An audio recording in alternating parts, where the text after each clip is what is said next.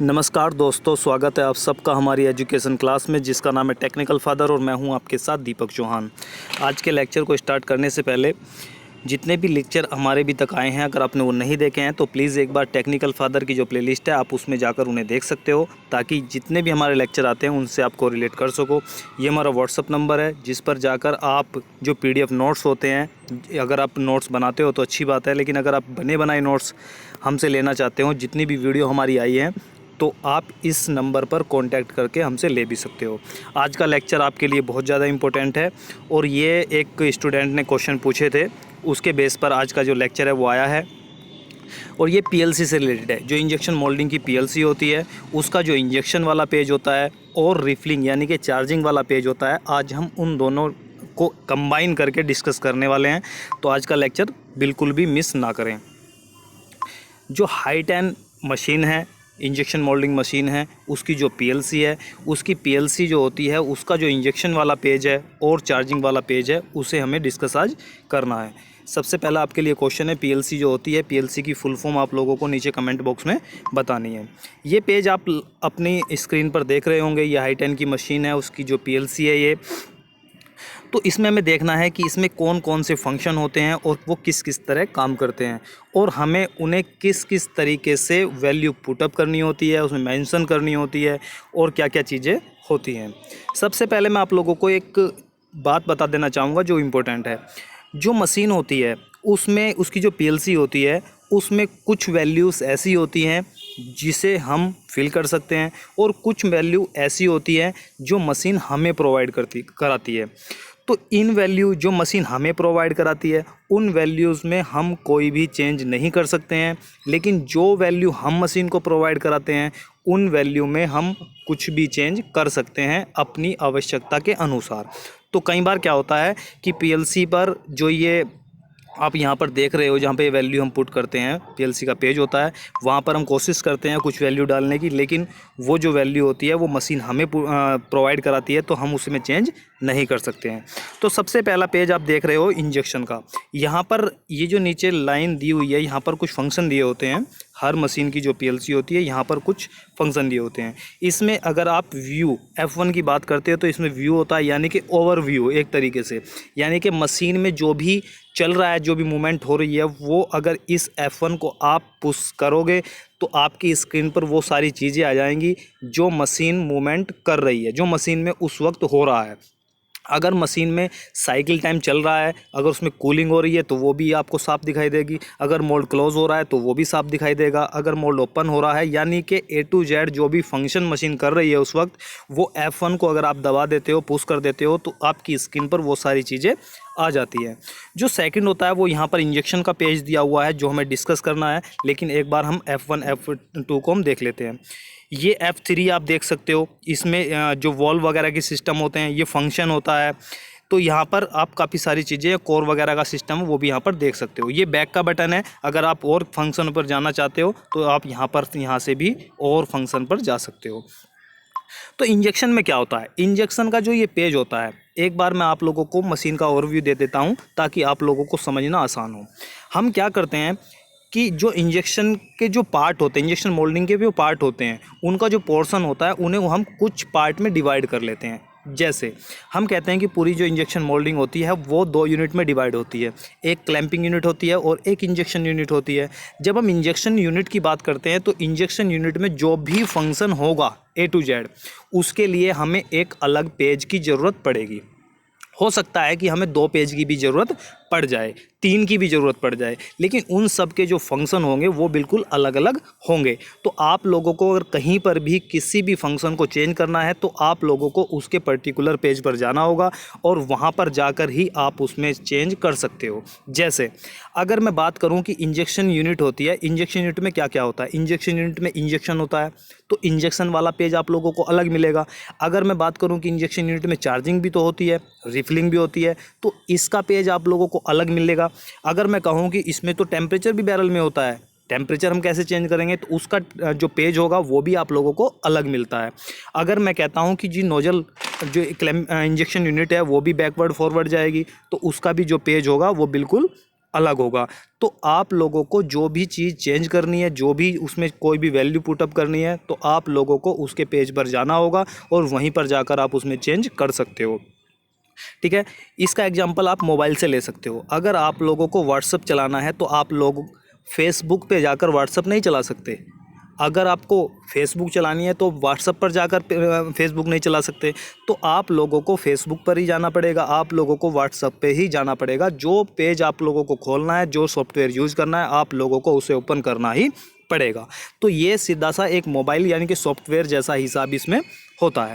तो अगर हमें इंजेक्शन में कुछ चेंज करना है तो हमें इंजेक्शन में जाना पड़ेगा। और हम आपकी सामने जो पिक्चर आप स्क्रीन पर देख रहे हो, ये इंजेक्शन वाला पेज ही होता है।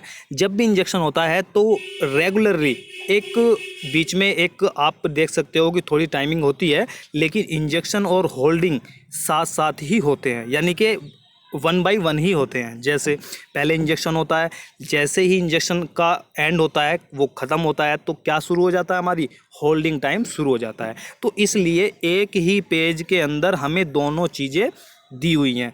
पहले इंजेक्शन दिया हुआ है, जैसे इंजेक्शन ख़त्म होता है तो हमारा कौन सा पेज शुरू होता है, हमारा होल्डिंग वाला पेज स्टार्ट हो जाता है। आई होप कि जितनी बात मैंने आप लोगों को अभी तक बताई है वो सारी चीज़ें आप लोगों के माइंड में सेट हो चुकी होगी। तो ये होता है हमारा इंजेक्शन वाला पेज। अब इंजेक्शन में हम क्या यहाँ पर क्या देख रहे हैं यहाँ पर आप लोग देख सकते हो पोजीशन, प्रेशर, स्पीड। ठीक है, 3 चीज़ों की हम बात करने वाले हैं इंजेक्शन पेज के अंदर। ये क्वेश्चन पूछा गया था कि सर ये पोजीशन का मतलब क्या होता है, लेकिन मैं आप लोगों को सारी चीज़ें 1 बाय 1 करके बताऊंगा तो ताकि आप लोगों के माइंड में कोई भी कन्फ्यूजन ना रहे। अब पोजीशन की बात करते हैं कि सर ये पोजीशन क्या होता है। आप लोगों ने एक चीज़ देखी होगी, जैसे ही हम बैरल की बात करते हैं, बैरल में अंदर क्या होता है, एक स्क्रू होता है, और स्क्रू क्या काम करता है, वो फॉरवर्ड और बैकवर्ड मूव करता है। ठीक है, तो जब हमारा स्क्रू यहाँ बैकवर्ड में यहाँ पर मान लो कि हमारा जो स्क्रू है वो यहाँ पर है और उसे 100 mm पर है, और उसे कहाँ पे आना है, 10 mm पर चलकर आना है। तो जब वो 100 mm से 10 mm पर चलकर आएगा तो अपने साथ उसके जैसे ही उसने चार्जिंग ली होगी, 100 mm पे गया होगा, तो उसके आगे जो कुछ खाली पोर्शन बच गया होगा उसमें क्या आया होगा, मटेरियल आया होगा। किस लिए आया होगा, मोल्ड में पार्ट बनाने के लिए मटेरियल आया होगा। तो जब वो 100 mm से चलना शुरू करेगा और 10 mm तक उसे पहुंचना है, अब उसके सामने 2 कंडीशन है। जब स्क्रू 100 mm से 10 mm पर आ रहा है, यहाँ 10 mm है और यहाँ पर 100 mm है।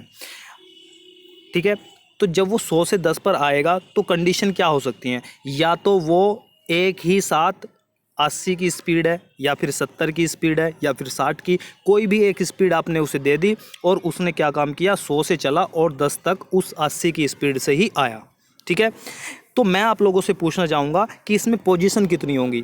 उसमें सिर्फ एक ही पोजीशन होगी, यानी कि 2 पोजीशन होगी। एक तो उसकी इनिशियली पोजीशन होगी और एक जहाँ पर वो एंडिंग पोजीशन होगी। इसमें सिर्फ 2 पोजीशन ही आप लोगों को देखने को मिलती है। जैसे कौन कौन सी, ये 10 है, ये 28 है। जैसे ही वो 28 से चलना शुरू हुआ और रुक कहाँ पे गया आकर, 10 पे, एक ही स्पीड से। तो ये तीसरी जो पोजीशन है 18, ये नहीं बनेगी। ठीक है, अगर उसकी स्पीड एक ही रहती है। लेकिन हमने क्या किया, हमने कहा कि भाई जो पार्ट है हमारा, उसकी जो डायमेंशन है वो एक स्पीड से भरने वाली नहीं है। उसकी जो डायमेंशन है वो क्या है, क्रिटिकल है, यानी कि उसमें जो इंसर्ट लगे हुए हैं उसमें काफ़ी इंसर्ट लगे हुए हैं, इसलिए मटेरियल एक ही फ्लो से, एक ही स्पीड से हम उसमें भरना मुश्किल हो जाएगा। कहीं पर फ्लैश आ जाएगा, कहीं पर शॉर्ट हो जाएगा। तो इसलिए हमें क्या करना पड़ेगा, अलग अलग स्पीड से उसे भरना पड़ेगा। एग्जाम्पल के तौर पर, अगर आप बाइक चला रहे हो, आपको पता है कि एक रोड जो है वो बिल्कुल जीटी रोड हाईवे पड़ा हुआ है, तो क्या आप वहाँ पर तेज़ चलाओगे या धीमे चलाओगे? ऑफकोर्स आप तेज़ चलाओगे, एक ही स्पीड रखोगे और आप बहुत जल्दी पहुँच जाओगे। लेकिन अगर मैं कहूँ कि बाइक आप लोगों को कहाँ पर चलानी है, गलियों में को चलानी हो, तो क्या आप वहाँ पर तेज़ चलाओगे? नहीं चलाओगे, क्योंकि आप वहाँ पर कहीं पर भी आपका एक्सीडेंट हो सकता है। बिल्कुल सेम सिचुएशन यहाँ पर भी होती है।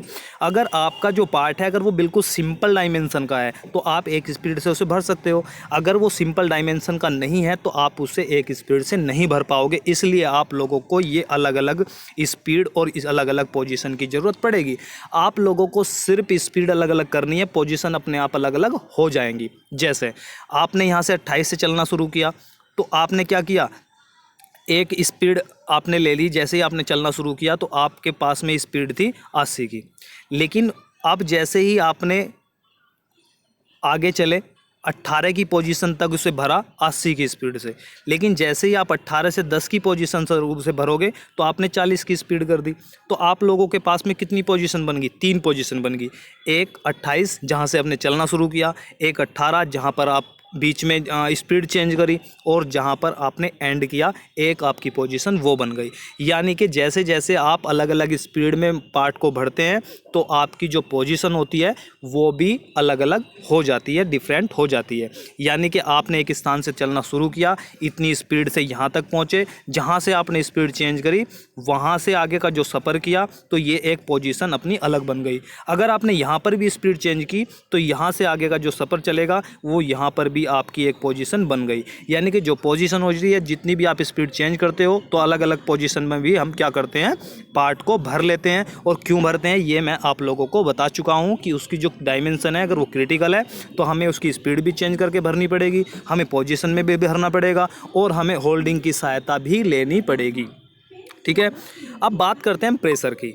अगर मैं कहूँ कि ये कोई पिंड है और इस पिंड को यहाँ तक आप लोगों को लेके आना है, तो अगर मैं इस पर प्रेशर लगा रहा हूँ लेकिन इसके अंदर कोई भी स्पीड नहीं है तो क्या ये अपने स्थान से हिलेगा? बिल्कुल भी नहीं हिलेगा। क्यों? क्योंकि उसकी स्पीड तो उसमें है नहीं। अगर मैं एक दीवार पर फोर्स लगा रहा हूँ तो ऐसा नहीं है कि मैं फोर्स नहीं लगा रहा हूँ, मेरा फोर्स बराबर लग रहा है, लेकिन जो दीवार मुझ पर फोर्स लगा रही है उसका जो फोर्स है वो मेरे लगाए फोर्स से ज़्यादा है, तो इसलिए मैं उसे धकेल तो नहीं पाऊंगा जब तक उसके अंदर स्पीड नहीं होगी। हाँ, अगर उसके अंदर स्पीड पैदा हो जाए, क्रिएट हो जाए, तो मैं उसे एक स्थान से दूसरे स्थान पर लेकर जा सकता हूँ। बिल्कुल सेम यहाँ पर भी ऐसा ही होता है। अगर मुझे 28 यानी कि 28 से स्क्रू को 10 पर लाना है तो मुझे दो चीज़ों की ज़रूरत पड़ेगी, एक तो मुझे प्रेशर की ज़रूरत पड़ेगी और एक मुझे स्पीड की ज़रूरत पड़ेगी। ठीक है, तो इसलिए यहाँ पर क्या दिया हुआ है, यहाँ पर प्रेशर दिया हुआ है। प्रेशर कितना? 140 140 140 140। ठीक है, 140 का मतलब क्या है कि हर एक पोजीशन पर हमें और हमारा जो प्रेशर लगेगा वो 140 ही लगेगा। ठीक है, स्पीड यहाँ पर दी हुई है 90 90 90 90, लेकिन अगर इस जो पीएलसी है, ये जो पेज है, इसमें अगर वो 90 दे रहे हैं तो इतनी पोजीशन की ज़रूरत भी नहीं थी, लेकिन अगर उन्होंने 90 ही देनी तो एक पोजीशन से भर लेते। लेकिन अगर आप अलग अलग पोजीशन से भर रहे हो तो आपकी स्पीड भी अलग अलग होनी चाहिए ताकि आप पार्ट को बड़ी आसानी से भर सकें। ठीक है, तो आई होप कि ये सारी चीज़ें पोजीशन, प्रेशर और स्पीड आप लोगों को समझ में आ गई होगी। यहाँ पर बात करते हैं हम ट्रांसफ़र। ये जो ट्रांसफ़र होता है, ट्रांसफ़र का मतलब आप लोग सब समझते हो। यानी कि अगर मैं कहूँ कि कोई भी गवर्नमेंट ऑफिसर है, उसका ट्रांसफ़र हो गया, तो ट्रांसफ़र का मतलब क्या है कि उसका स्थानांतरण हो गया, यहाँ से उठाकर उसे यहाँ पर पोस्टिंग दे दी गई। सिंपल सी भाषा है। तो अगर मैं बात करूँ ट्रांसफ़र, यानी कि मैं बात जो कर रहा हूँ वो किसी चीज़ के ट्रांसफ़र की कर रहा हूँ। यानी कि मैंने इस हाथ से कोई चीज़ ली और इस वाले हाथ को दूसरे को, किसी चीज़ को, किसी भी तीसरे बंदे को पकड़ा दिया। यानी कि बीच में मैं हूँ और मैंने इस वाले बंदे से कोई सामान लेकर इधर दे दिया। तो ये ट्रांसफ़र का मतलब आप लोग यहीं से समझ सकते हो। मैं आप लोगों को समझाता हूँ। इसे पहले मैं आप लोगों को नाम बता देता हूँ। इसे ट्रांसफ़र पोजीशन भी कहते हैं, इसे एक्सपर पोजीशन भी कहते हैं, इसे स्विच ओवर पोजीशन भी कहते हैं, इसे वेलोसिटी स्विच ओवर पोजीशन भी कहते हैं। ये चार नाम आप लोगों को जहाँ पर भी मिल जाते हैं वो सिर्फ एक ही ट्रांसफ़र पोजीशन की बात हो रही है। इसका मतलब क्या है, जैसे हम जानते हैं, नहीं जानते हैं तो मैं आप लोगों को बता दे रहा हूँ। जो स्क्रू होता है उसमें, हमारा जो बैरल होता है उसमें दो जोन हम पाए जाते हैं। ठीक है, किसके पर्पज़ से? प्रोसेसिंग के पर्पज़ से। आप ये मत कहना कि सर उसमें तो तीन होते हैं, मैट्रिक भी होता है जी, फीड जोन भी होता है, कंप्रेशन भी जोन होता है। मैं प्रोसेसिंग के पर्पज़ से आप लोगों को बता रहा हूँ। एक इंजेक्शन जोन होता है और एक होल्डिंग जोन होता है। ये होल्डिंग जोन होता है, ये इंजेक्शन जोन होता है। जब हम इंजेक्शन जोन में बात करते हैं तो हमारी जो स्पीड होगी वो भी अलग होगी, हमारा जो प्रेशर होगा वो भी अलग होगा। लेकिन जैसे ही स्क्रू होल्डिंग जोन में प्रवेश करेगा तो उसका स्क्रू का जो प्रेशर होगा, उसकी जो पोजीशन होगी, उसकी जो स्पीड होगी बिल्कुल डिफरेंट होगी। किससे? इंजेक्शन जोन से। तो अब हमने क्या किया, ये इंजेक्शन जोन था, जैसे ही स्क्रू ने होल्डिंग जोन में प्रवेश किया तो स्पीड, प्रेशर, पोजीशन सारी चेंज हो गई। तो वो जो चेंज हुई वो कहाँ से हुई? वो इस पोजीशन पे से ही तो हुई है। तो यहाँ से कोई चीज़ यहाँ पर ट्रांसफ़र हुई, तो तब वो जाकर यहाँ पर चेंज हुई। तो ट्रांसफ़र का मतलब ही ये होता है कि जिस पोजीशन से स्क्रू इंजेक्शन जोन से होल्डिंग जोन में प्रवेश करता है उसे ही हम ट्रांसफ़र पोजीशन कहते हैं, उसे ही हम एक्सपर पोजीशन कहते हैं, उसे ही हम स्विच ओवर पोजीशन कहते हैं, उसे ही हम वीपी यानी कि वेलोसिटी स्विच ओवर पोजीशन कहते हैं। इसे आप लोगों को भूलना नहीं है। अब हम बात करते हैं यहाँ, ये टाइमिंग दी हुई है, ठीक है। अगर आप इसे टाइम पे चलाओगे तो ये टाइम पे चलेगी, अगर आप इसे एमएम पर पोजीशन पे चलाओगे तो ये पोजीशन पे चलेगी। ये आप लोगों के ऊपर डिपेंड करता है कि आप इसे किस चीज़ पर चलाना चाहते हो, ठीक है। अब बात करते हैं टाइम की। ये जो टाइम दिया हुआ है ये किस चीज़ का टाइम है? ये जो होता है ये इंजेक्शन टाइम होता है। अगर कई बार क्या होता है कि इंजेक्शन टाइम हमने 2 दे दिया, लेकिन स्क्रू 3 सेकंड ले रहा है कहाँ तक पहुँचने में? स्विच और पोजीशन तक पहुँचने में। तो अब वो क्या करता है, वो स्विच और पोजीशन पर पहुँचेगा ही नहीं। क्यों? क्योंकि ये जो टाइम है ये आप लोगों को बढ़ाकर ही रखना होता है अगर आप पोजीशन पे चला रहे हो। अगर आप टाइम पे चला रहे हो तो कोई प्रॉब्लम नहीं है, फिर ये टाइम आप जितना भी अपनी मर्ज़ी से रख सकते हो। अब बात करते हैं हम होल्डिंग प्रेशर की, ठीक है, होल्डिंग जोन की। तो होल्डिंग जोन में क्या होता है? बिल्कुल सिंपल सा वे है, यानी कि अगर हमें कोई चीज़ चलानी है तो हमें किस चीज़ की ज़रूरत पड़ेगी? प्रेशर की ज़रूरत पड़ेगी, स्पीड की ज़रूरत पड़ेगी। लेकिन जब हमारा स्क्रू किस में काम कर रहा था? इंजेक्शन जोन में काम कर रहा था, तो ये वैल्यू जो थी इंजेक्शन की हमें बता रही थी मशीन कि आपका जो इंजेक्शन है वो कितने टाइम में हो रहा है। वो यानी कि वो जो वैल्यू थी इंजेक्शन टाइम था वो मशीन हमें दे रही थी। लेकिन होल्डिंग जोन में इसका उल्टा होता है कि हमें बताना, मशीन को हमें बताना पड़ता है कि आपको कितना समय लेना है होल्डिंग जोन के अंदर, यानी कि होल्डिंग जोन के अंदर स्क्रू को कितनी समय तक वर्क करना है, ठीक है। तो इसमें क्या प्रेशर है? प्रेशर देखो यहाँ पर कितना 140 था इंजेक्शन जोन में, क्योंकि स्पीड जो इंजेक्शन जोन की जो स्पीड होती है वो बहुत ज़्यादा होती है स्क्रू की। किसके मुकाबले, किसके कंपेयर में? होल्डिंग जोन के। तो यहाँ पर स्पीड कितनी हुई है? 30 दी हुई है। यहाँ पर स्पीड कितनी है? यहाँ 25। ये 15 से 20 आप रखते हो तो उतनी सफिशेंट है। टाइम कितना है? 1 सेकेंड, ठीक है। तो यहाँ पर टाइम कितना हो गया? 1 सेकेंड हो गया। तो ये होल्डिंग का पेज हो गया और ये इंजेक्शन का पेज हो गया। तो आई होप कि इन दोनों में से आज के बाद में आप लोगों को कोई भी कन्फ्यूजन नहीं रहेगी। और मैं एक चीज़ आप लोगों को और बता देना चाहूँगा, जैसे ही आप की को पुश करोगे और आप अपने किसी भी वैल्यू को सेलेक्ट करते हो तो यहाँ पर एक वैल्यू और दिखाई देती है कि मान लो आपने कहाँ पर सेलेक्ट किया, आप लोगों ने प्रेशर के इस पर सेलेक्ट किया, तो आपको यहाँ पर मिलेगा कि इसकी मिनिमम वैल्यू आप कितनी भर सकते हो और मैक्सिमम वैल्यू आप कितनी भर सकते हो, ठीक है।